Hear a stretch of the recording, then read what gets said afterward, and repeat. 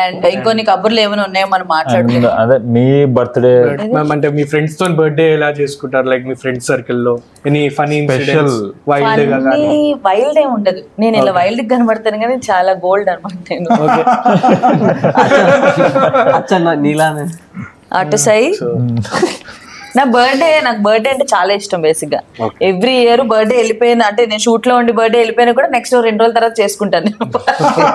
మొత్తం డెకరేషన్ అంతా చేయించుకొని ఒక యూట్యూబ్ బ్లాగ్ చేసుకోవడం. లేదు ఏజ్ నేను ఏజ్ ఓపెన్ గా చెప్పేస్తాను, ఐఎమ్ 31 ఐ థింక్. కొంచెం ఎక్కువ కనబడతాను ఎందుకంటే పర్సనాలిటీ కొంచెం డామినేట్ చేస్తాను. లేదు పర్లేదులే, ఓకే. నా బర్త్డే ఎక్స్పీరియన్స్ అడిగారు, మీరే మాట్లాడుతున్నారు, చెప్పనివ్వట్లేదు. సో నా బర్త్డే నాకు చాలా ఇష్టం ఎందుకంటే గిఫ్ట్లు ఇస్తారని ఎక్కువ పార్టీలు చేసుకుంటుంటాను, ఎక్కువ మందిని పిలుస్తూ ఉంటాను. కానీ ఎవడు గిఫ్ట్లు లేడు, ఊపుకుంటూ వచ్చి భోజనం ఎక్కడ మందు ఎక్కడ అని చెప్పి తాగిస్తేనే వెళ్ళిపోతారు.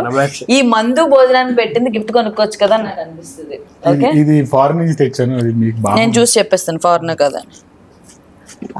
ఇంత ముందు కళ్ళు కనిపించకపోతే ఫ్రీగా ఇచ్చారు, డబ్బులే ఉంటాయి హాస్పిటల్లో, డబ్బులే ఉంటాయి. ఇది డూప్ అనుకుంటా, ఫస్ట్ ఫేక్ ప్రాడ వాడుతున్నా. అంటే అది మేము సో అలా నా బర్త్డే కి ఫస్ట్ కేక్ కట్ చేసి ఒక ముక్క తినేయడం నాకు అలవాటు, దానికోసం వెయిట్ చేస్తుంటాను. బర్త్డేస్ చేసుకోవడం కూడా ఇంట్రెస్టింగ్, బట్ ఇలాగ ఎప్పుడు నాకు బర్త్డేలో బర్త్డే బబ్స్ ఆ టేబుల్ ఎరకోవడం ఇలాంటివి ఏం జరగలేదు కాబట్టి అంత సర్ప్రైజ్ ఇచ్చేంత ఉంటుంది అని నేను ఫీల్ అవ్వను. ఫస్ట్ ఇచ్చినా కూడా ఓ నైస్ ఓకే అనగానే వాళ్ళకి మూడు మొత్తం దొబ్బిద్ది.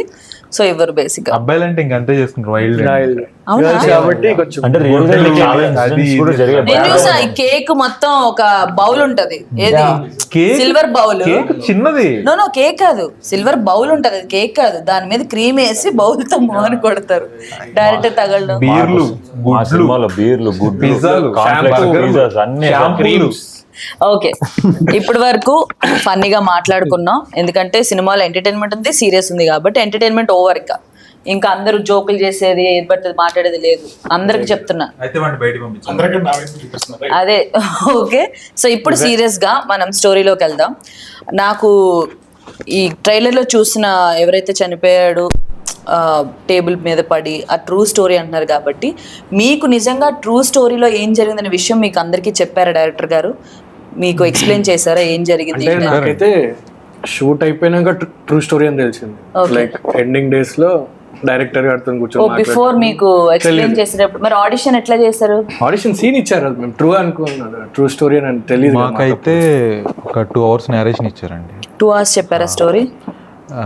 అండ్ చెప్పేటప్పుడు కూడా ఐ కెన్ సీ ఆయన కళ్ళల్లో ఆ ఎమోషన్ అయితే కనపడింది. లైక్ ఆ మూమెంట్లో ఎవరైతే ఉంటారో వాళ్ళకి ఆ పెయిన్ అవ్వచ్చు, ఆ భయం అవ్వచ్చు, బాధ అవ్వచ్చు, అన్నీ ఉంటాయి కదా. అది చెప్పేటప్పుడు కనపడింది ఆ మనిషి మాటల్లో. ఆయన అక్కడ ఉన్నారు కాబట్టి, ఆయన లైఫ్ లో జరిగిన ఇన్సిడెంట్ పర్సన్ కాబట్టి, బీయింగ్ దట్ పర్సన్ ఆయన నాకు అది కనిపించింది. అప్పుడు అనిపించింది మేబీ అంతకు మించి ఆ కథను చెప్పడానికి ఆయన తప్ప ఇంకెవరు రైట్ కాదు కదా.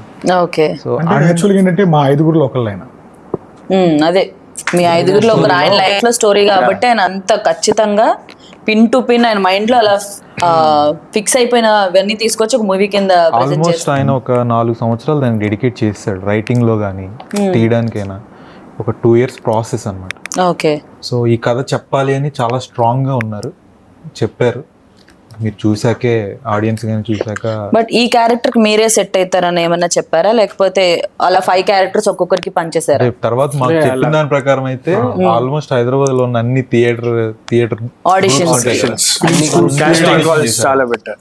ఎన్ని జరిగాయి, ఓ దగ్గర దగ్గర 2000 people ఆడిషన్ చేశారు. ఆయన ఎంత సెలెక్టివ్ గా ఉన్నారు చూడండి క్యారెక్టర్ కి. అంటే ఫైనల్ చేయడానికి ఒక 6 to 8 months పట్టింది క్యారెక్టర్స్. లైఫ్ లో అది ఇంపార్టెంట్ సిచ్యువేషన్. అంటే బేసిక్ గా ఇప్పుడు ఇక్కడ స్టూడెంట్స్ ఫ్రెండ్స్ ఇక్కడ ఇండియాలో ఉంటే ఏదో ఫ్యామిలీ ఏదో కాపాడుతారు అనుకోవచ్చు, ఆ క్యారెక్టర్స్ వచ్చేసి ఎన్ఆర్ఐస్.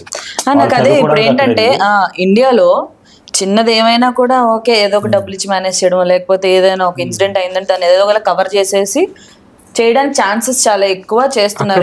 బట్ మాక్సిమం శిక్షలు పడుతున్నాయి, బట్ చాలా వరకు కవర్ చేసే ఛాన్సెస్ ఆ స్కోప్ ఉంటుంది. బట్ ఫారెన్ లో అట్లా కాదు, మనకి ఎవరు తెలియదు, మనం వెళ్ళాం ఒక గ్రూప్ గా వెళ్ళామంటే మనమే చేసుకోవాలి, ఏం చేసినా కూడా మనకి హెల్ప్ చేయడానికి కూడా అక్కడ అంత పర్సనల్ గా మనకి కనెక్షన్స్ ఉండవు. సో ఎట్లా మేనేజ్ చేశారు అనేది మీరు మూవీలో ఎలా చూపించారు? మీరు చూస్తేనే బాగుంటుందండి, మీరేనా అంటే ఇప్పుడు మీరు story అడుగుతున్నారు. డెఫినెట్లీ. ఓకే, మీరు స్టోరీ చెప్పరు నాకు తెలుసు, బట్ నాకేంటంటే చాలా ఇంట్రెస్టింగ్ గా ఉంది చాలా ఇప్పుడు. పెయిన్ఫుల్ సిచ్యువేషన్ అది. ఓకే, అంటే యాజ్ టీజ్ గా తీసి అంటే వాళ్ళ లైఫ్ లో ఎక్స్పీరియన్స్ చేసింది అది. అంటే క్యారెక్టర్స్ కూడా ఆ సిచ్యువేషన్ ఎలా హ్యాండిల్ చేశారు అంటే ఏం అర్థం అవ్వదు. సడన్ గా అలాంటి ఇన్సిడెంట్ జరిగింది, హ్యాపీ మూమెంట్ అలా టర్న్ అయిపోతే అది సినిమాటిక్ గా బాగుండొచ్చు, కానీ రియల్ లైఫ్ లో గజ గజ గజ వణుకొచ్చేస్తుంది బాడీలో. మూమెంట్ ఫారెన్ అంటే ఇక చెప్పింది అక్కడ అక్కడ police చూసినప్పుడే ఎక్కువగా కనెక్ట్ అవుతారు డెఫినెట్లీ. అక్కడ చిన్నదానికి కూడా శిక్షల మీద శిక్షలు వేస్తూ ఉంటారు, ప్రతిదానికి చాలా కేర్ఫుల్ గా ఉంటారు. అక్కడ రూల్స్ అండ్ రెగ్యులేషన్స్ కూడా అసలు స్ట్రిక్ట్ ఉంటాయి. సో అలాంటి ఫారెన్ లో ఇంత పెద్ద ఇన్సిడెంట్ జరిగిన తర్వాత వాళ్ళు ఎలా ఫేస్ చేశారు అనేది థియేటర్లోనే చూడాలంటే వీళ్ళే మనకి రివీల్ చేయట్లేదు. ఇప్పుడు చాలా మంది సినిమాలు తీస్తున్నారు కాబట్టి ట్రైలర్ని బట్టో టీజర్ని బట్టో ఓకే ఇదిరా సినిమా స్టోరీ ఇట్లా ఉంటుంది అని చెప్పేస్తారు. మీ సినిమాని చూసి అట్లా చెప్పేయచ్చా? ఇప్పుడు కామెడీ ఉంది, తర్వాత వీళ్ళు చంపేస్తారు, ఎలా బయటపడతారు అనేది, అంతేనా? అసలు లాస్ట్ 5 minutes 10 minutes వరకు ప్రాపర్ ఐడియా అనేది అంటే అసలు ఆడియన్స్ కి ఆ సస్పెన్స్ అనేది హోల్డ్ ఉంటుంది స్టోరీలో. సో తను చచ్చిపోయాడు, ఆ కేసు నుంచి మీరు ఎలా బయటపడ్డారు, రవి హెల్ప్ తీసుకొని, రవికృష్ణ పిలిచారు, మీరు ఫోన్ చేసి హెల్ప్ తీసుకొని ఎలా బయటపడ్డారు అనేది స్టోరీ. అంతే అర్థమైపోతుంది కదా. స్టోరీ అయితే అది కాదు, ఇంకా చాలా అంటే అది ఒక జస్ట్ మీ ట్రైలర్ లో చూసి చెప్పేస్తున్నారు. Okay. ఓకే ఒకటి చచ్చిపోయిండు రవికృష్ణ వచ్చి, సో అలా అయితే కాదు స్టోరీ మాత్రం. ఓ ఇంకా ఉందా? ఇంకా చాలా అప్ అండ్ డౌన్స్ చాలా ఉన్నాయి మూవీలో.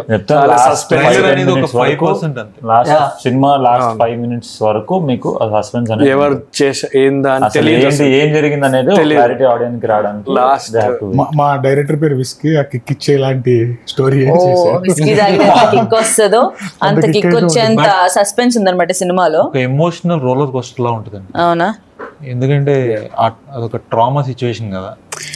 బేసిక్ గా బాయ్ గ్యాంగ్ ఉన్న మూవీసే చాలా బాగుంటాయి, ఎంటర్టైనింగ్ గా వెళ్తాయి, అండ్ దాంట్లో ఒక సస్పెన్స్ యాడ్ అయిందంటే ఇంకా చాలా బాగుంటది. అసలు ఎవరు ఏం చేశారు ఏంటి అనేది ఇంట్రెస్టింగ్ గా తీసుకెళ్తారు. బట్ ఈ సినిమా కూడా మీరు చెప్పిన దాన్ని బట్టి అలాగే ఉంటది. సో ఎండింగ్ వరకు చూస్తే తప్ప మాకేంటి ఎవరు ఏం చేశారు, ఎవరు ఎట్లా చనిపోయారు, ఎవరు హెల్ప్ చేశారు ఏంటి అనేది తెలియదు. అండ్ ఇంకొక డౌట్ నాకు ఏంటంటే బాయ్ గ్యాంగ్ సినిమాస్ చాలా చూసాను నేను, నాకు చాలా ఇష్టం, జాతిరత్నాలు, మ్యాడ్ ఇవన్నీ. సో అంతే అలాగే ఉంటుందా, ఇంకేమైనా డిఫరెంట్ గా ఎక్స్పెక్ట్ చేయొచ్చా? అంటే లైక్ ఓన్లీ బాయ్స్ గ్యాంగ్ లా ఉండే మూవీ అయితే కాదు. లైక్ అంటే మ్యాడ్ ఓన్లీ ఇది ఒక జోక్ పార్ట్, కామెడీ పార్ట్ అయితే కాదు. సో దీంట్లో థ్రిల్లర్ ఎక్స్పెక్ట్ చేయొచ్చు, కామెడీ ఎక్స్పెక్ట్ చేయొచ్చు, డ్రామా. అంటే బేసిక్ మా క్యారెక్టర్సే సినిమాలో అంటే రియల్ లైఫ్ లో ఉన్నాయి కదా. అలాంటి సిచ్యువేషన్ ఇప్పుడు చైల్డ్హుడ్ ఫ్రెండ్స్ అనే వాళ్ళు అలా సిచ్యువేషన్ ఫేస్ చేసినప్పుడు వాళ్ళు ఎలా తీసుకుంటారు దాన్ని అనే దగ్గర క్యారెక్టరైజేషన్స్ అవి ఓకే, మిక్స్డ్ ఎమోషన్స్ అంటే ఊరికే ఆడుతూ పాడుతూ తిరిగే అబ్బాయిలు కాదు, రియల్ స్టోరీ కాబట్టి సో డిఫరెంట్ గా ఉంటది, అన్ని మిక్స్డ్ ఉంటాయి. ఆడుతూ దానికన్నా చిల్లరగా ఉండే క్యారెక్టర్స్. చిల్లరగా అనిపిస్తున్నారు, సారీ.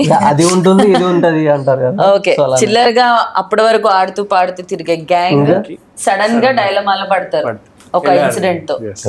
సో ఆ కెరియర్ ఎట్లా ఎండ్ అయింది, స్టార్ట్ అయింది అనేది చూడాలి కదా, థియేటర్స్ లో చూడాలి. సో సినిమా చూడాల్సిందే మనం. July 19 థియేటర్స్ లో సినిమా చూస్తే తప్ప మనకి ట్విస్ట్లు ఈ సస్పెన్స్లు తెలియదు అంటున్నారు. సో తప్పకుండా థియేటర్స్కి వెళ్ళి వాచ్ చేయండి అండ్ కొత్త టాలెంట్ ఎంకరేజ్ చేయండి. అండ్ మెయిన్ గా డైరెక్టర్ గారు, ప్రొడ్యూసర్ గారు వాళ్ళ ఇంట్లో చెప్పకుండా ఈ సినిమాని ప్రొడ్యూస్ చేసి తల ఎత్తుకొని అమ్మ నేను ఈ సినిమా తీసాను, నా లైఫ్ లో జరిగిన స్టోరీ అని చెప్పుకునే అవకాశం ఆయన కల్పించి సినిమాని సక్సెస్ చేస్తాను మనస్ఫూర్తిగా కోరుకుంటున్నాను. And all the very best to the birthday boy team. Thank you so much. Thank you.